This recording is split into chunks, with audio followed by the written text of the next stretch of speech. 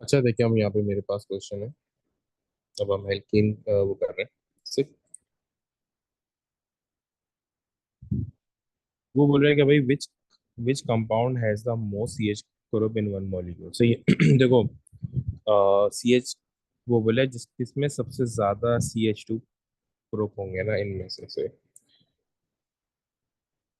C H to की बात कर रहे हैं।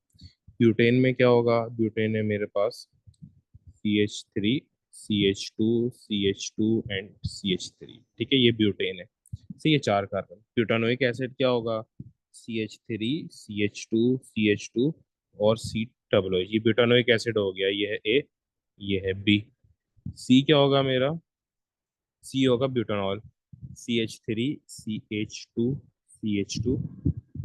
To O H. ठीक है। डी क्या होगा? ब्यूट वनीन बोल रहा है, तो to C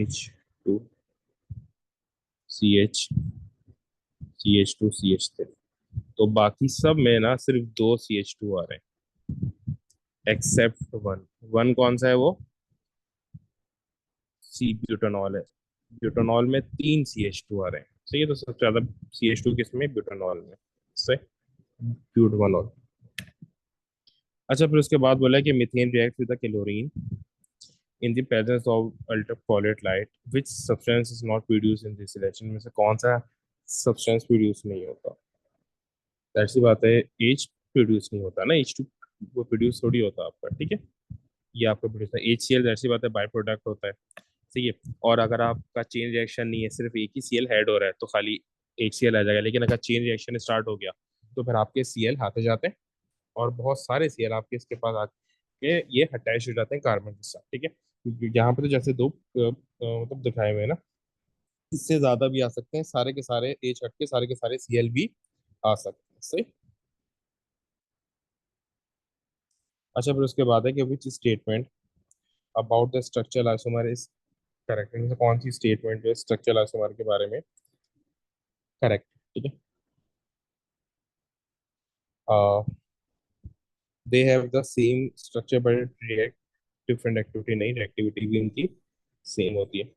they have same channel formula but a different number of carbon atoms in the molecule. नहीं, इनका मॉलिक्यूलर फॉर्मूला एग्जैक्टली सेम होता है। ठीक है, आइसोमर है ये। स्ट्रक्चर आइसोमर का मतलब ही यही होता है। फिर वो बोल रहे हैं they have the same structure but different relative molecular mass. नहीं, मॉलिक्यूलर मास में भाई जब आपका मॉलिक्यूलर फॉर्मूला एग्जैक्टली सेम है ना, तो मॉलिक्यूलर मास कैसे चेंज हो सकता है? अगर मॉलिक्यूलर फॉर्मूला चेंज होगा, यानी नंबर ऑफ कार्बन और हाइड्रोजन चेंज होंगे, तभी तो आपका मॉलिक्यूलर मास भी चेंज होगा। तो मॉलिक्यूलर फॉर्मूला सेम है, तो मॉलिक्यूलर मास भी सेम रहेगा। फिर डी में बोल रहा है they have different structure but same number of each type of atom, यानी कि नंबर ऑफ एटम आपके पास एग्जैक्टली सेम होंगे। Yes, that's my answer. तो उसके बाद वो फोर में बोल रहा है कि भाई ethene react with ethene react with water under suitable condition, which statement about this reaction is correct. वो बोले कि एथीन रिएक्ट करता है वाटर के साथ, और क्या बनाता है? एल्कोहल को बनाता है। ठीक है, इथेनॉल वो बनाएगा। एथीन क्या बनाएगा? इथेनॉल बनाएगा ना। ठीक है, यानी कि इथीन क्या है आपके पास? सी एच टू वो बनाता है क्या? इथेनॉल बनाता है, CH3CH2OH। अब वो बोले कि कौन सी स्टेटमेंट इसके बारे में सही है? The product of the reaction has the MR of 46। अब आप देख लो इसका MR क्या है। दो वो कार्बन है यहाँ पे, तो 12 × 2, हाइड्रोजन 6 है और प्लस 16, तो 24 + 6 यानी कि 30 30 + 16 46। तो yes, A is the right option. इसका जो MR आ रहा है इथेनॉल का, वो कितना आ रहा है? 46 आ रहा है। सही। अच्छा, फिर उसके बाद वो बोल रहा है कि the equation for the reaction between the methane methane and chlorine is shown. CH4 is reacting with 4। मैंने कहा था ना, ये चेन रिएक्शन हो रहा है। सारे के सारे Cl वो निकल रहे हैं और 4 HCl बन रहे हैं। ठीक, सारे सॉरी सारे के सारे H निकल रहे हैं। यूं था ना, मीथेन यूं करके होगा। अगर ये चेन रिएक्शन होगा तो क्या होगा? सारे के सारे जो ये H है, ये रिमूव हो जाएंगे और इनके बदले क्या आ जाएगा? Cl आ जाएगा, जैसे यहाँ पे हो रहा है CCl4 बन रहा है इससे। तो वो बोले कि which type of reaction does methane handover? Substitution reaction. H हट रहा है, Cl आ रहा है, तो इट मीन्स कि ये क्या है? सब्स्टिट्यूशन रिएक्शन है। ठीक है। तो उसके बाद बोल रहे हैं कि which functional group has the which functional group from an amide linkage, ये कौन सा इनमें से हमाइड लिंकेज बनाता है? ठीक है, तो इससे पहले भी मैंने बताया था कि हमाइड लिंकेज अमाइन और कार्बो ऑक्सैलिक एसिड बनाता है। अमाइन और कार्बो ऑक्सैलिक एसिड, अमाइन क्या होता है?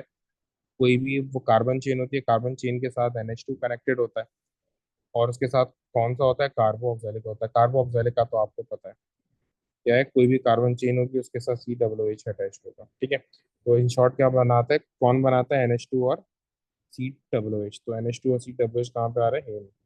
तो ए इज माई ऑप्शन। ठीक है, फिर उसके बाद बोल रहा है कि भाई the structures of some hydrocarbons are shown,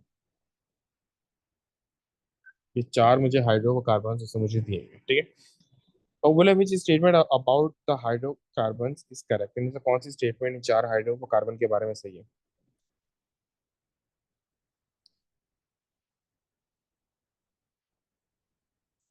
1 and 2 have different general formula.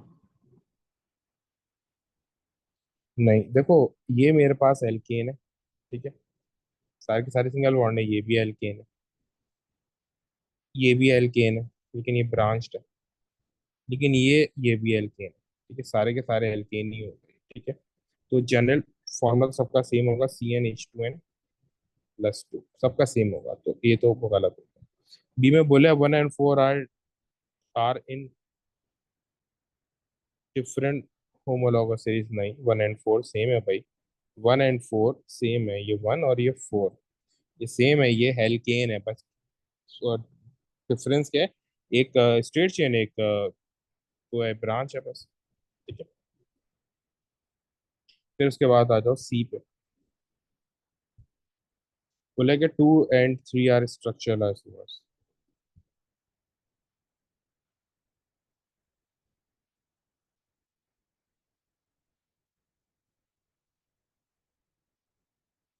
अच्छा स्ट्रक्चर, अच्छा यहाँ पे मैं देख लूंगा मेरे पास कार्बन कितने हैं।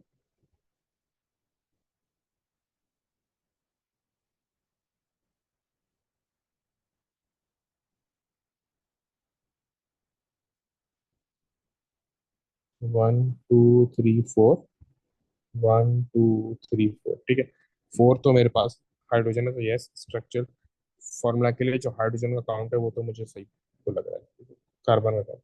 बट ये क्या है, चार इसमें हाइड्रोजन है, वो कार्बन है ना, तो हाइड्रोजन कितने हैं? 1 2 3 4 5 6 7 10, 10 हाइड्रोजन है, तो इसमें भी 10 ही हाइड्रोजन होने चाहिए। ठीक है, तो मैं काउंट करूंगा तो कितने आ जाएंगे? 1 2 3 4 5 6 7 8 9 10। तो यस, दोनों का जब वो सेम है तो yes they are structural isomer to each other. ठीक है, क्योंकि दोनों का सिर्फ स्ट्रक्चर चेंज हो रहा है, बाकी चीजें। तो सी इज माई ऑप्शन से।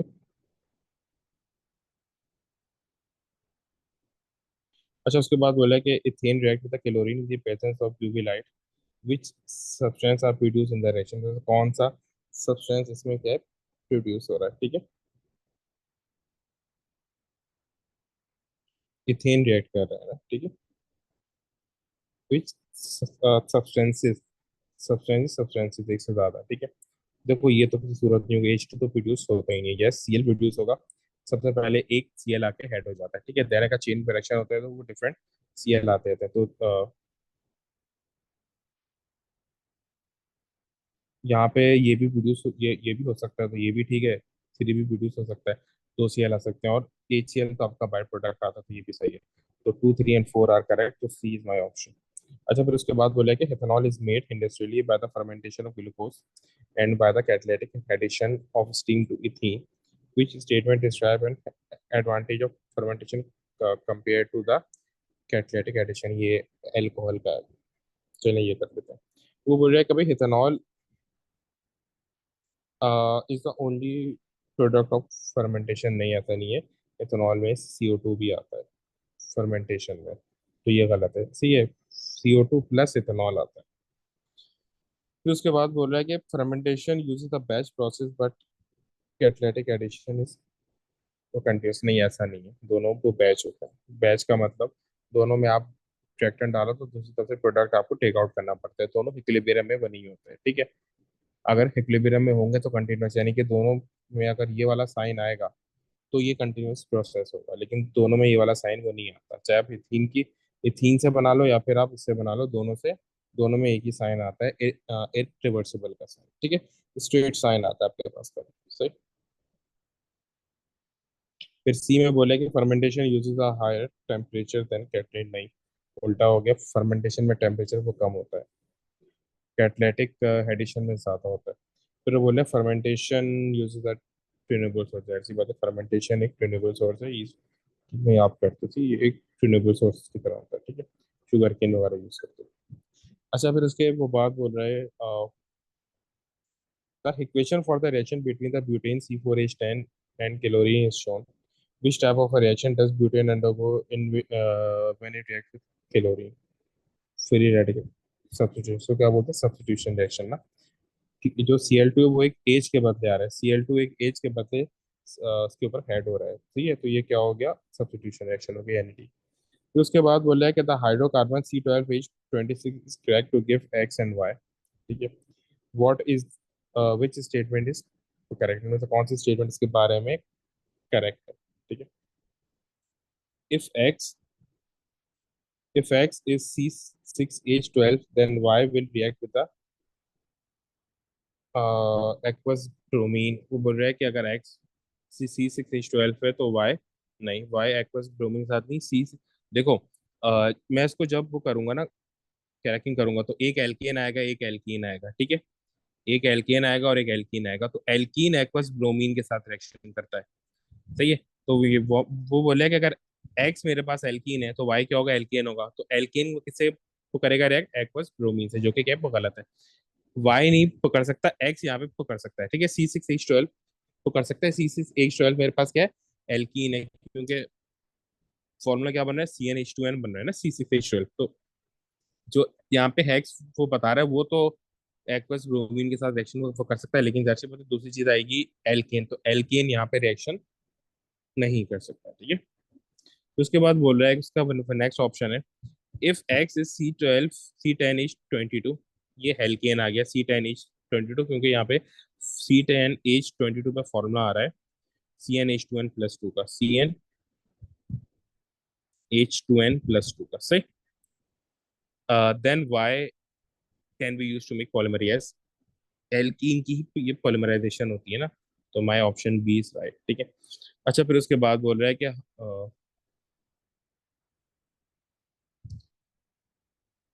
The structure of 4 organic molecules are shown, how many different homologous series are represented by these molecules, यानी कि इन चारों में से कौन कितनी डिफरेंट ये होमोलॉगस सीरीज है, ठीक है।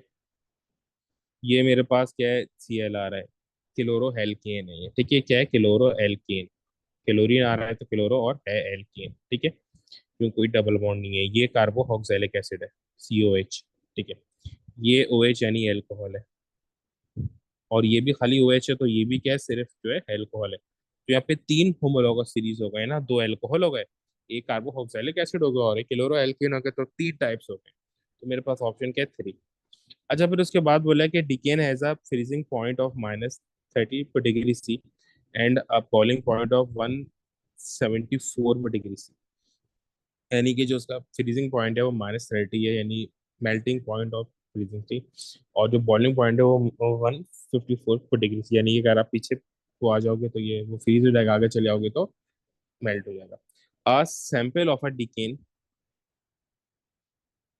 A sample of a decane is placed in an open beaker in an oven at a temperature of 120 degrees C at atmospheric pressure of 20 atmospheric pressure for 24 hours. What happens to the sample of decane?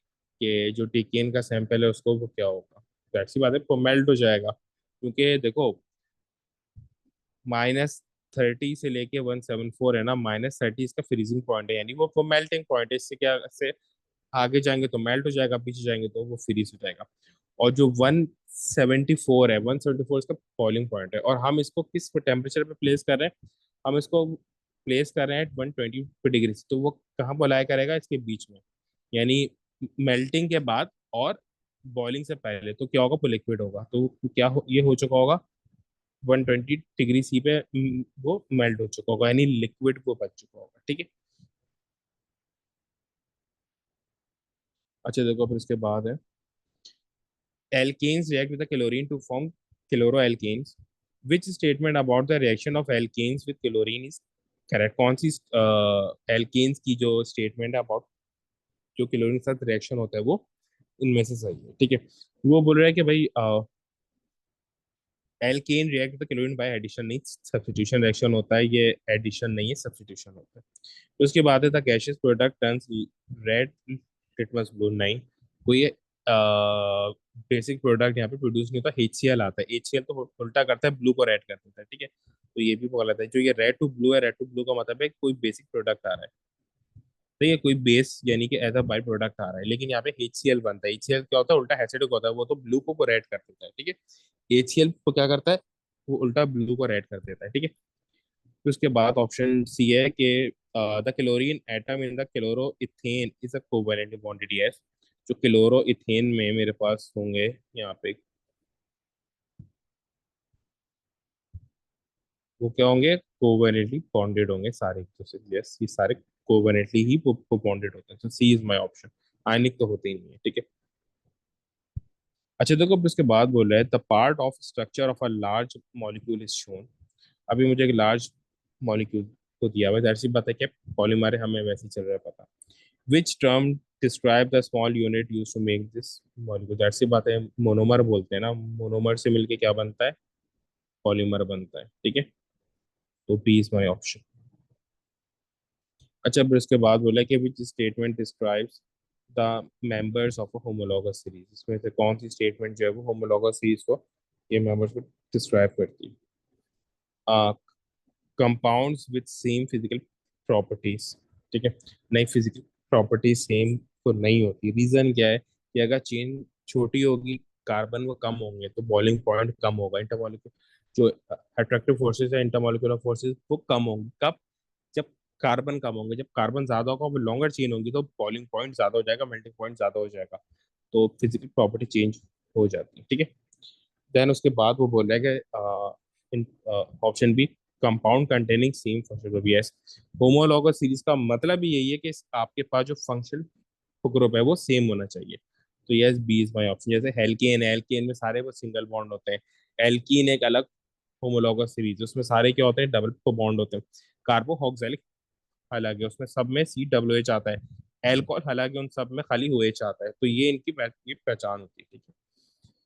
अच्छा देखो, उसके बाद फिर then वो बोल रहा है कि भाई the structure of two compounds are shown, ये मेरे पास क्या है, कार्बोऑक्सैलिक एसिड है, ये मेरे पास सी, सॉरी ये कार्बोऑक्सैलिक एसिड, हाँ, नहीं ये कार्बोऑक्सैलिक एसिड नहीं, ये मेरे पास क्या है,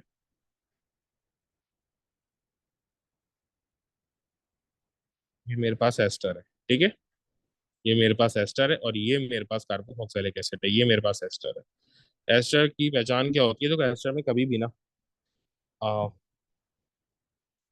जो ऑक्सीजन है, ऑक्सीजन से हमेशा R ग्रुप कनेक्ट होता है, जो ये R ग्रुप कनेक्टेड है ना, तो ये आइडेंटिफिकेशन है कि ये एस्टर है, जो ये R ग्रुप ऑक्सीजन के साथ कनेक्टेड है, ये पहचाने के ये एस्टर है। अगर यहाँ पे R ग्रुप के बदले H होता, तो दैट मीन्स कि ये कार्बोऑक्सिलिक एसिड, जैसे यहाँ पे है ना, ऑक्सीजन के साथ सिंगल वो बॉन्ड में क्या चीज अटैच है, एच अटैच है, तो ये क्या है मेरे पास, ये बता रहा है कि ये कार्बोऑक्सिलिक एसिड है, ठीक है।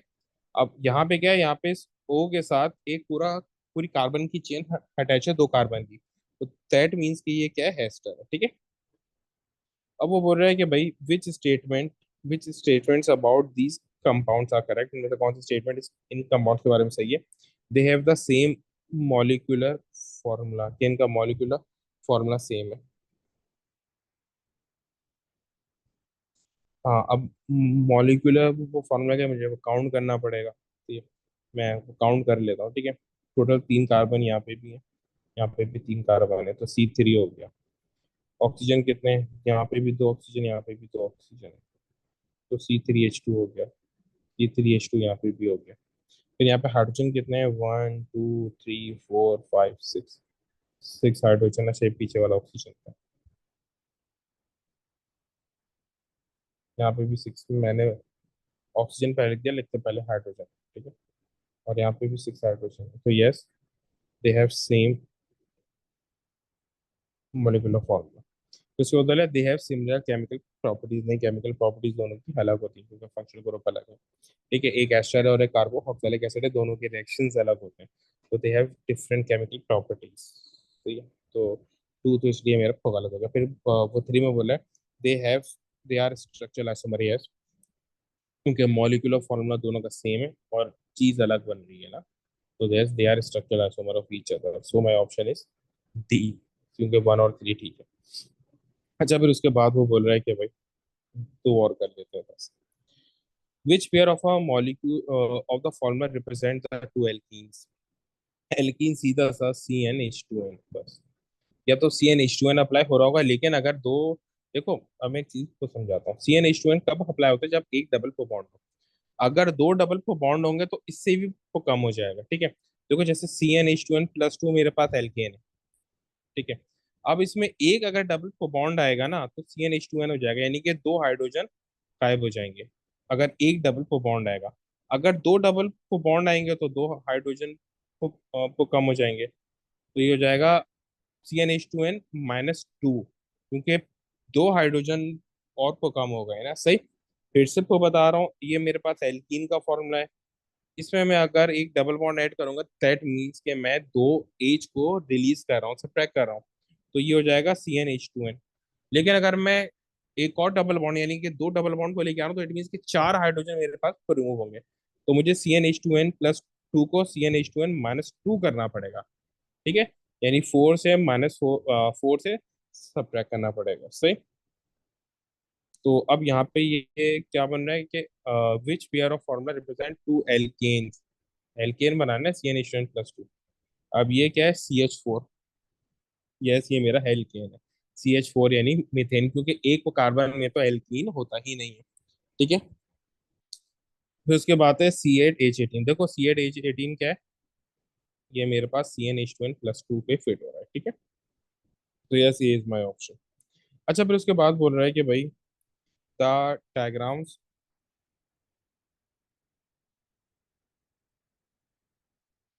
The diagram show the structural formula of the four compounds. अब चार जो है मेरे पास वो कंपाउंड को दिए गए, बोला है कि which of the two compounds are structural isomer, इनमें से कौन से दो कंपाउंड जो है वो एक दूसरे के स्ट्रक्चरल आइसोमर है। ये आप देख लो, मॉलिक्यूलर वो फॉर्मूला किसका सेम है, देखो बस सारे के सारे एल्केन है एक्सेप्ट टू, टू तो एल्कीन है, फिर डबल बॉन्ड आ रहा है, तो स्ट्रक्चरल फॉर्मूला इसका तो बाकियों से सेम नहीं हो सकता, सही। यानी कि स्ट्रक्चरल आइसोमर के मॉलिक्यूलर फॉर्मूला चेंज है। अब इसमें ये कितने कार्बन है मेरे पास, 1 2 3 4 5, वन में तीन कार्बन, ठीक सॉरी, वन में 5 कार्बन, थ्री में कितने, थ्री में 1 2 3 4 5, इसमें भी 5 कार्बन, फोर में कितने कार्बन है, 1 2 3 4 5 6, 6 कार्बन है इसमें। तो वन एंड थ्री आपस में स्ट्रक्चरल आइसोमर होंगे, सिक्स स्ट्रक्चरल आइसोमर नहीं होगा, तो ए इज माई ऑप्शन।